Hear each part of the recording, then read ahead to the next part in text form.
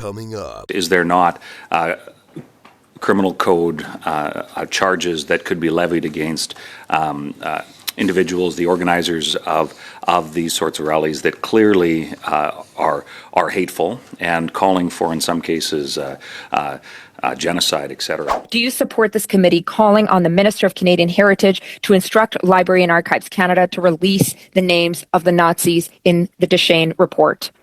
Point of order, Madam Chair. Yes, I'm sorry, I have a point of order. Yes. This guy's garage. Like and subscribe.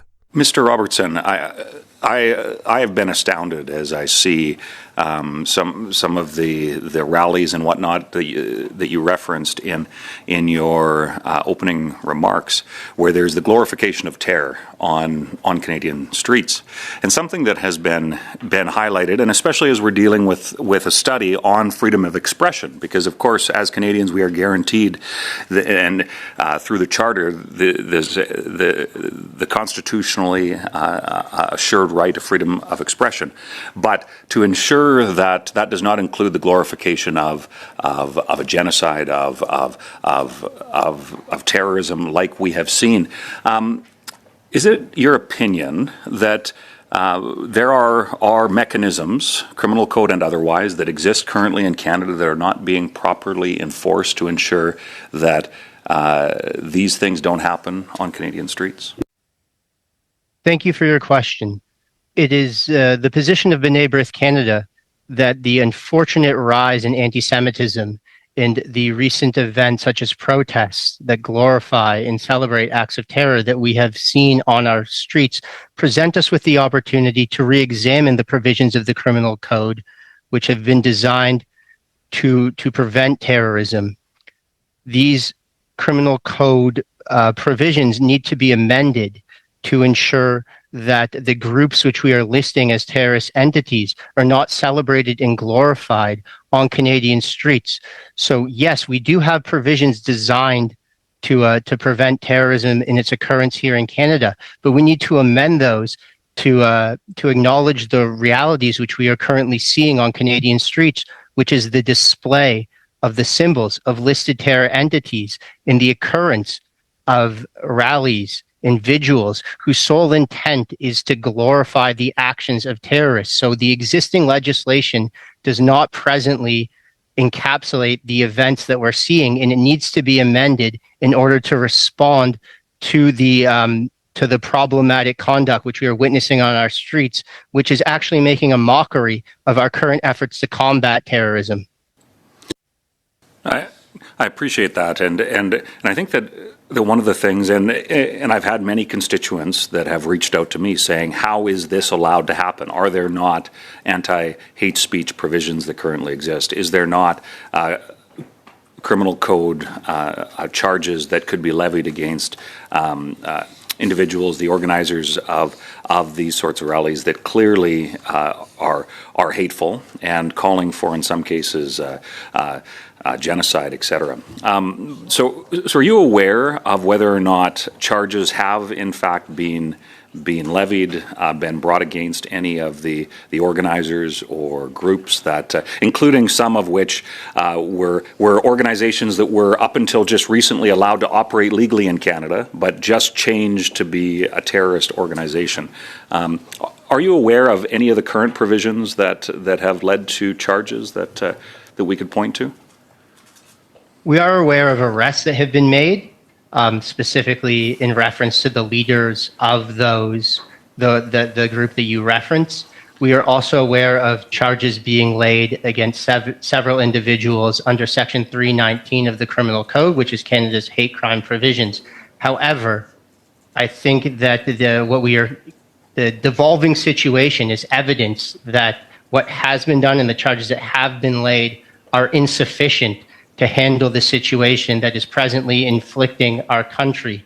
So whether or not it's through the creation of additional criminal code measures, or whether or not it's through the examination of additional measures that will aid in the use of the currently existing measures, something needs to be done. And that's why this study in this committee's role is so integral. Something more needs to occur, and it's up to our parliamentarians to decide what is best in order to combat the rising levels of hate and the current unrest and division that are plaguing our streets.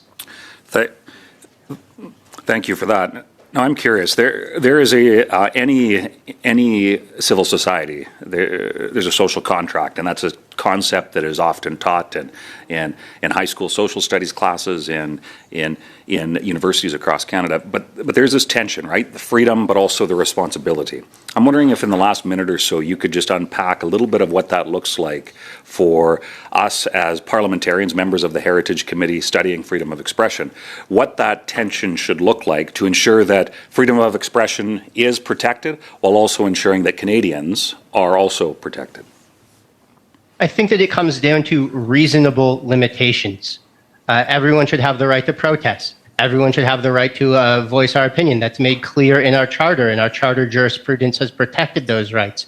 However, the glorification of listed terror entities, the promotion of caustic views that discriminate against and promote hate against other minorities, that seems to run afoul of the idea of what is reasonable within our democratic society and would seem to violate the social contract which you have referenced. Thank you very much. You have 13 seconds. I would simply add this could be expanded as well to ensure that Canadians have the right to freedom of religion and what that looks like in terms of the larger context. But since I'm out of time, maybe you'll have a chance to expand on that. Thank you very as the much. discussion goes on. We can just expand on that, Mr. Robertson, in future questions. Now I go to the. I'm curious if we could talk for a minute about the online harms bill. It seems to align with the IRA principles to combat hate online. How do you see this legislation balancing the need to address anti-Semitism and online hate with ensuring that the platforms remain also free spaces for free expression? Of course, and B'nai B'rith will be submitting a submission to the committee in advance of the deadline, and our 7-point plan will be contained within our submission. In response to your query regarding the online harms bill, any legislation that is passed to combat online harms must confront the reality facing the Jewish community here in Canada, but other Canadian communities as well, which is that our digital space has become a toxic cesspool, for lack of a better term, which is enabling the promotion of hate online. So it is integral that any balancing act between freedom of expression and other competing constitutional and quasi-constitutional rights takes into account this new sphere, which I consider to be the Wild West. We need legislation in place that will protect against the spread and dissemination of hate online. Thank you. I agree with that. Recently, Library and Archives Canada, who reports to the Minister of Heritage, decided to continue to shield the names of Nazis that were identified by the Deschênes Commission that were led into Canada in the years following the Holocaust.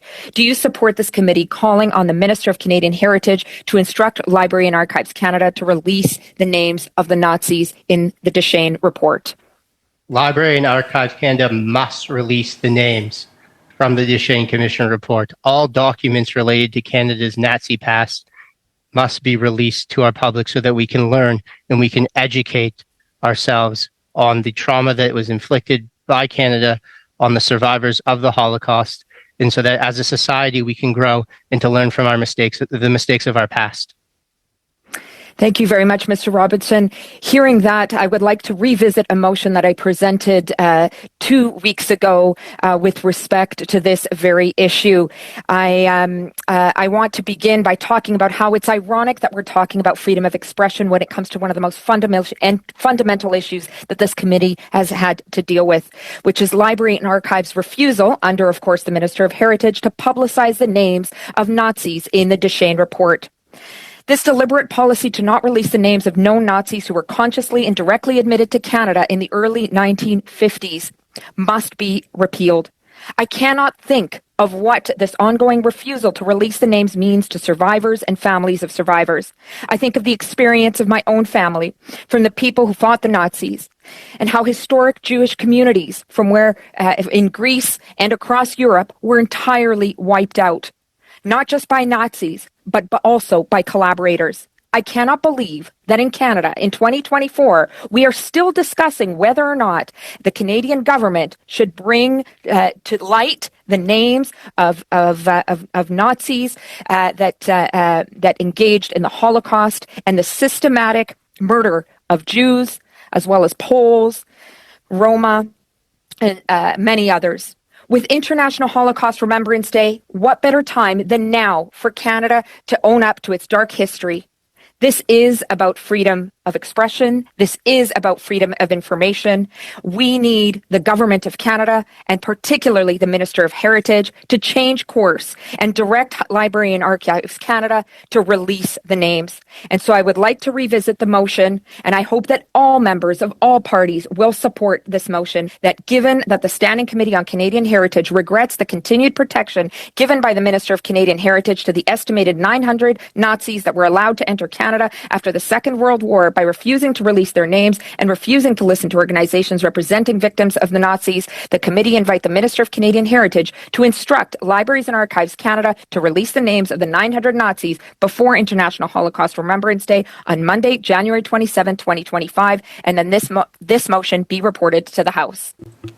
Miss Ashton, as you know, this motion was brought before this committee and the debate was adjourned.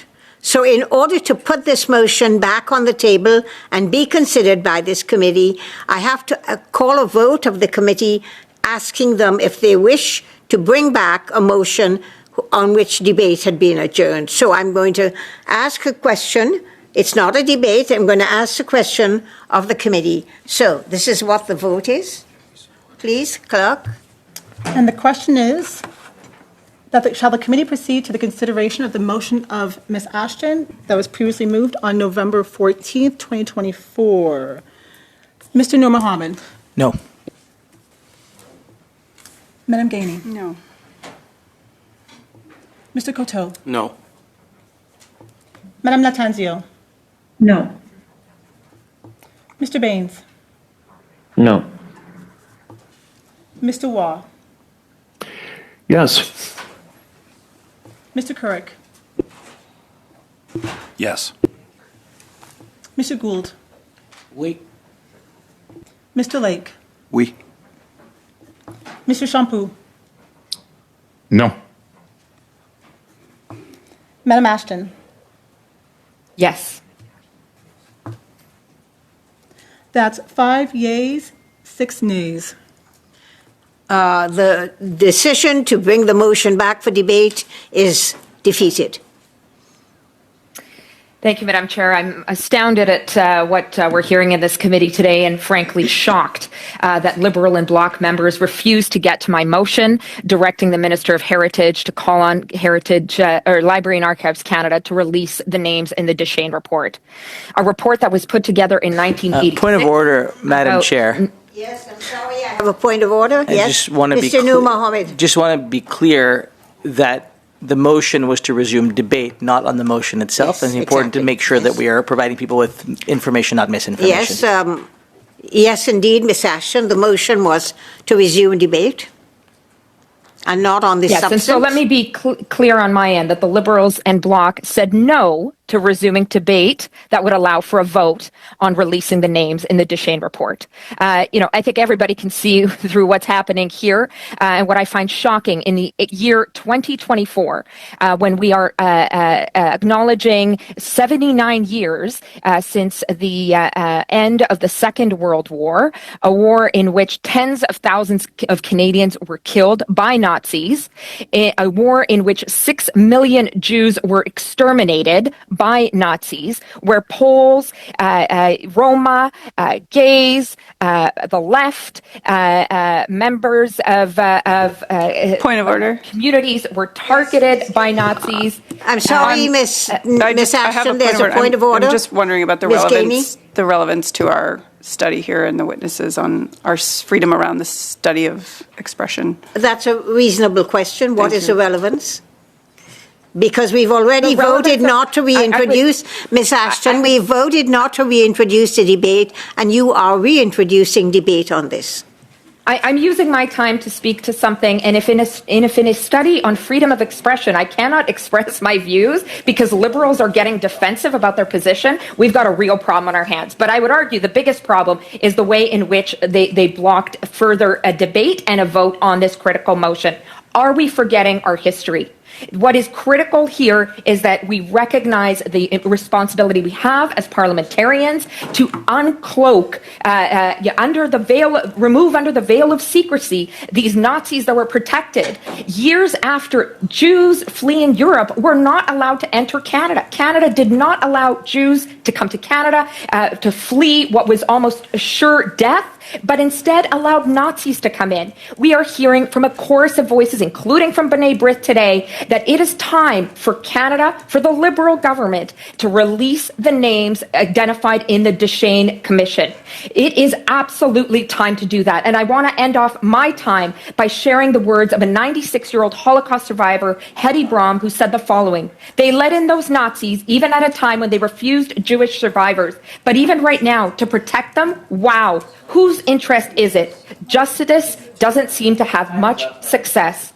Or another She one, has got time survivor left on the Joseph question. Gontiker, who said, "It's hypocritical. It's not anything more than empty words of government officials who say never again in public speeches. I say never again. I commend the Conservatives from voting for us, and I'm appalled by the Liberals and the Bloc for blocking debate and a vote on releasing the names of the Nazis in the Duchesne Commission. Shame." Thank you, Ms. Ashton.